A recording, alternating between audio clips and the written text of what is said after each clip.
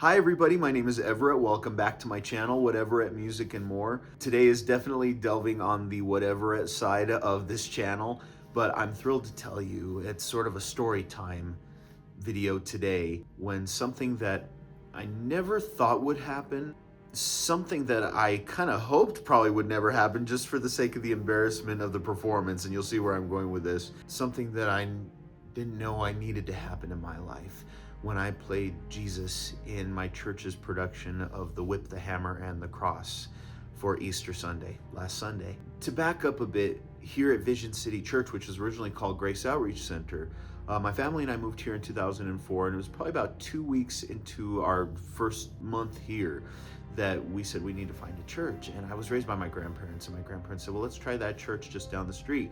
And we said, Grace Outreach Center, that doesn't sound like that doesn't sound like a church. What if it's like a rehabilitation center? We totally didn't know it was a church, and sure enough, we came. We've been here and we haven't left since. Same pastors the whole time, at least our head pastors, Pastor Kent Bernard and his wife Kim. They've been nothing but wonderful to us that whole time. I was 14 years old. I had just turned freshly 14 at the time. This ecstatic, wide-eyed, full of hope, annoying kid then, and now this old adult annoying man sometimes who thinks he can try to make everyone laugh, or at least I try to. But they've been nothing but good to me. They've seen the ups and downs that I've gone through, and they've been there for me the whole time. And I could not be more thankful to God for everything that my shepherds have given me, that Pastor Kent has given me as the head shepherd. Probably beginning, I believe it was 2005, when I was 15 years old, and we first did this production. I played John the Disciple at that time. I wish I had pictures from back then. I don't, unfortunately. But then the following year, I played Judas. 20 years later, I don't know if Pastor wanted to do. He loved this production. He had done it before when he was a pastor in Clovis. He hadn't done it all this time in 20 years. About 2 months ago, Pastor asked me, Everett, I want to kind of give you a forewarning. Would you play Jesus? And I said, yes. I said, the answer is yes. I was embarrassed of a couple of things. It's interesting knowing that you're going to have to go half naked in front of the church that you've gone to for almost 22 years. It's a humbling thought, but it's also the responsibility of playing the Lord, of playing Jesus. And I went into this with that responsibility. I was ready for that responsibility, knowing that it was Easter.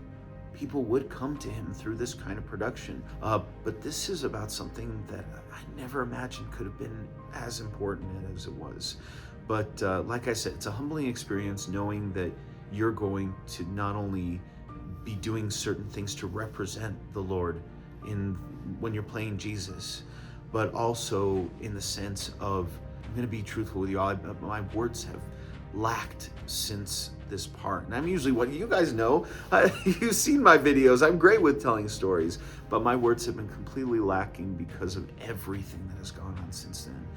Playing Jesus in the same production from 20 years ago was not like playing John or Judas. It's not a performance. It's not just another check mark on the old resume. This was a responsibility, hoping that you are playing the Lord in the best way possible. You're not just performing, you're representing.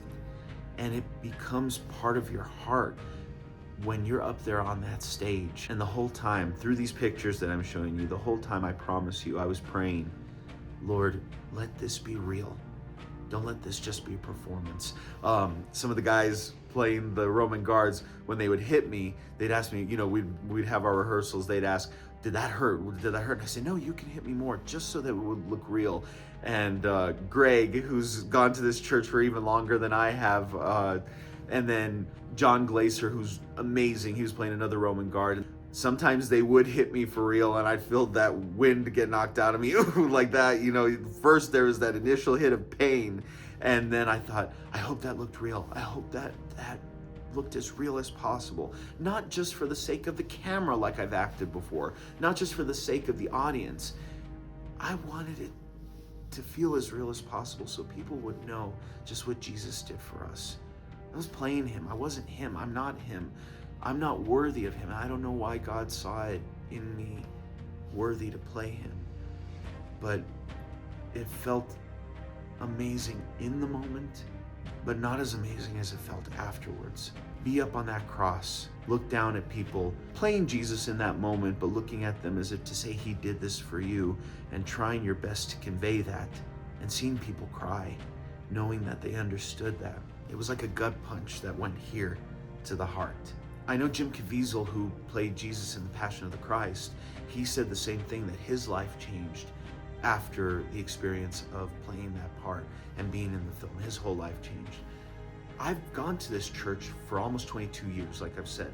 I just never imagined that from all the film that I've done, all the commercials, all the print ads, things that I've produced, films that I've made, which even in the last 5 years I've asked the Lord, do you want me to be involved with this? Do you want me to be involved with that? Even to the music that I play, I ask him everything. Lord, do you want me to do this? To think that when it comes to playing him, even in the church, in front of the people that that you see every week, that this could have had the biggest impact that anything in my life has ever had. I never could have imagined that, everyone.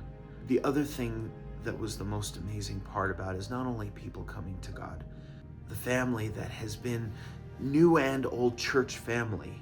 It genuinely brought us closer together. I know from last Sunday, which was Easter, even to Wednesday when we have service, I was running up to everybody, hugging them, different people who were in the production, and I had missed them more than ever before. But to see the family who I've grown up with, who has been here all that time, along with new family who loves the Lord, no matter how young of Christians they are, no matter whether they've just come from a different church and they were wanting to get better fed here in the Word, in their relationship with the Lord, in their love for the Lord. The new and the old came together in this production.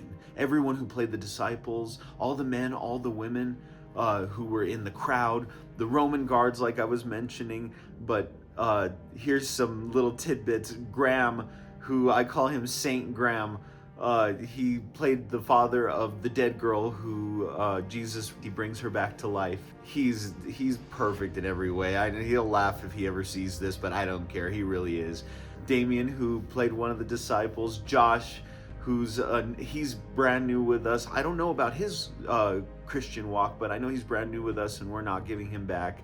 Joseph, who played Barabbas, he and his fiance, I'm going to be playing violin for their wedding. I'm so excited. The two of them love the Lord with all their heart. They try to find every way they can to serve him, and I wouldn't have wanted to do this play with anybody else. Then there's sweet little Isabel, who plays the little girl who Jesus revives.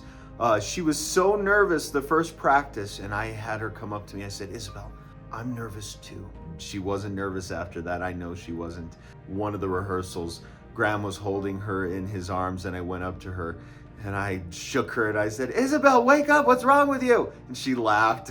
Pastor, of course, who's the best shepherd I could ever ask for.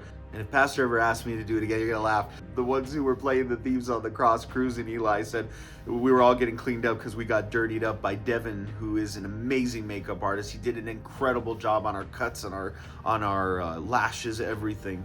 When he was cleaning us up, Eli and Cruz said, okay, so when we do this again next year, I'm like, you guys are already trying to do this again?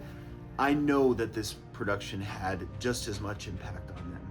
And I know all of us are thankful to God that if anything, it brought us closer together. There's nothing like creating these memories with these people who I get to call my church family. And I hope I have been able to convey, even with my lack of words, been able to convey even just a little bit of what God did when he worked through us in representing his story of salvation. And I hope to share even more stories with you all soon. But in the meantime, God bless you all. Like and subscribe my videos, and I hope to see you all soon. And by the way, forgive me if some of my funnier videos, or at least me trying to be funnier, are not as funny as I think they are. It really is coming from a place of just sheer entertainment. I love to entertain people, but I hope that I can also bless you. So God bless you all, and hope to see you on the next video.